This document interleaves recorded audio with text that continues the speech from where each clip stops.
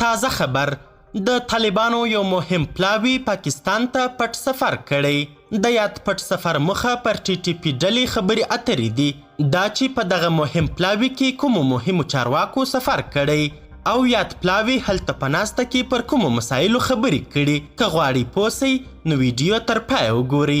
سلامونه قدرمنو لیدونکو، زموږ مشال پریس یوټیوب چینل ته ښه راغلاست.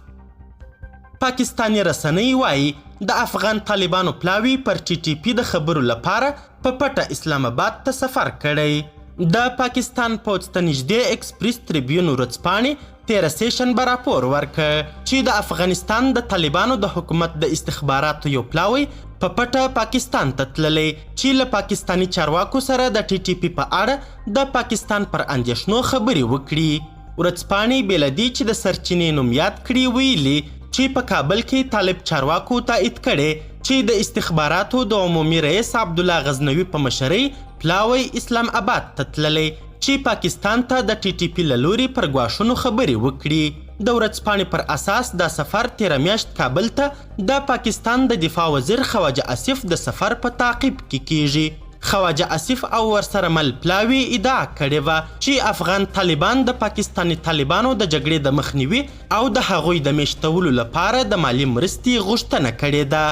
خو وروسته د اسلامي امارت ویان ذبیح الله مجاهد یاده ادعا رد کړې وه. اکسپریس تریبیون ورځپاڼه وایي د افغان طالبانو پلاوي 13 اونۍ په اسلام آباد کې له یو شمېر پاکستاني چارواکو سره کتلي او د ټي ټي پي د برخلیک په اړه یې ورسره خبرې کړي دي.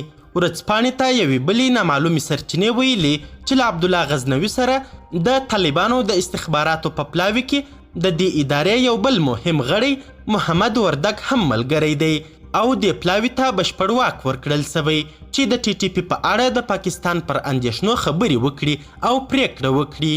د اکسپریس تریبیون ورځپاڼې راپور په خپلواک ډول تایید یا ردېدای نسی او دا احتمال سته چې پوځ ته د نږدې رسنۍ د افغان او پاکستاني طالبانو ترمنځ د بې اعتمادۍ د رامنځته کولو لپاره دا ډول راپورونه خپاره کړي.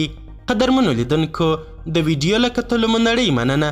د لا زیاتو او نورو لحظه پر لحظه خبرې مطالب لپاره زموږ همدغه مشال پریس یوټیوب چینل سبسکرایب کړئ.